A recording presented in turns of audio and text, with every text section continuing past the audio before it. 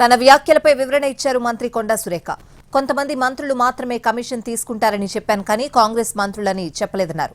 BRS వాళ్ళు కావాలనే తన వ్యాఖ్యలను వక్రీకరించి తప్పుడు ప్రచారం చేస్తున్నారని మండిపడ్డారు. గతంలో బీఆర్ఎస్ మంత్రులు కమిషన్ లేనిదే పనిచేసేవారు కాదని కొండా సురేఖ అన్నారు.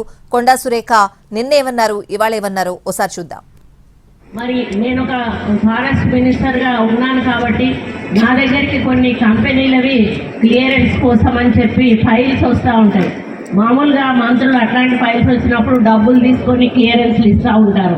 నేనన్నా మాకు ఒక నయా పైసా మీరు ఇవ్వాల్సిన అవసరం లేదు, మీరు సమాజ సేవ చేయండి, మా స్కూల్ ఒకటి డెవలప్ చేయండి, మా పేరు మీద అది మీ పేరు గుర్తుండిపోతుంది అని చెప్పినప్పుడు ఈ 4.5 కోట్ల రూపాయలతోటి ఇది నిర్మాణం చేస్తామని వాళ్ళు ఒప్పుకున్నప్పుడు అసలు నాకు ఎంత హ్యాపీగా అనిపించిందంటే ఇది అసలు నేను కట్టగలుగుతానా మనము అన్నప్పుడు వారు ఓకే చెప్పినప్పుడు నాకు చాలా చాలా సంతోషం వేసింది.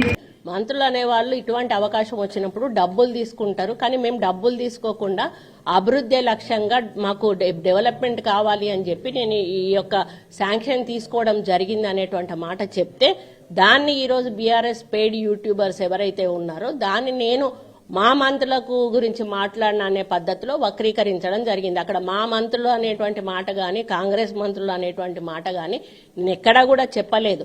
అటువంటి అవకాశం ఉంది మంత్రులు అని అంటే వాళ్ళకు ఉంది, వాళ్ళు చేశారు కాబట్టి నేను అన్నాను. ఈరోజు గుమ్మడికాయ దొంగ అంటే భుజాలు దడుకున్నట్టుగా నేను అన్న మాటను పట్టుకొని ఏదో మా మంత్రులు చేస్తున్నారనే పద్ధతిలో వక్రీకరించడం ఏదైతే ఉందో అది చాలా తప్పు. పూర్తిగా